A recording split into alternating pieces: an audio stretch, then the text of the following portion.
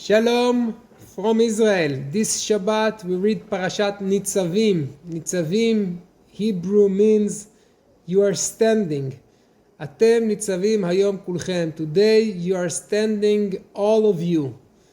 Those who are here, Moshe speaks to the children of Israel and he says, I'm not talking only to you, those who are going to enter and occupy Eretz Israel. I'm talking also to us, those who are not here standing today. And again, we need to make a covenant. And the question is why? We already had a covenant in Har Sinai, not many years before. Why he needs to gather again the people and tell them this? Well, it seems that it's not the same people.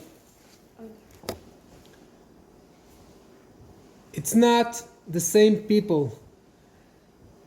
The last generation that stood in front of Har Sinai, they all cried and didn't believe they can enter the land, and therefore they all died in the desert. So now, 38 years later, we are talking to the next generation, those who never were slaves in Egypt, those who heard from their parents, maybe they were little kids in the days of Har Sinai, and therefore we need to make another covenant. And it means that every time that there is a question, next generation, sometimes when bad things are happening, we need again to remember that we are all in covenant with Hashem, that no matter what, it's not a free choice. Even if you go far away, I will be there, Hashem says. And if you will not listen to the covenant, you will enter the land.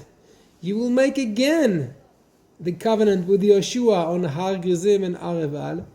And Moshe already tells us, I know in the future that you will leave your part in the covenant. You will marry those who are working for idols. But no matter what, I will destroy your land. I will throw you out of your land. And all the goyim will come and see the land, and they will say, what happened to this beautiful land? How come Hashem left his people? It's because they left the covenant. And you, when you be outside the land, you might say to yourself, well, we lost the covenant. We don't want to be part of it anymore. We want to marry non-Jewish and to forget our destination. Hashem promised us, no matter what, I will grab you back. I will bring you here again, because you have to understand, this covenant is not a regular covenant between two people that based on their own willing. And of course, every covenant that you do between people, between man and wife, between nations, like peace agreement, it always can break, and it always hard to keep it to the next generation.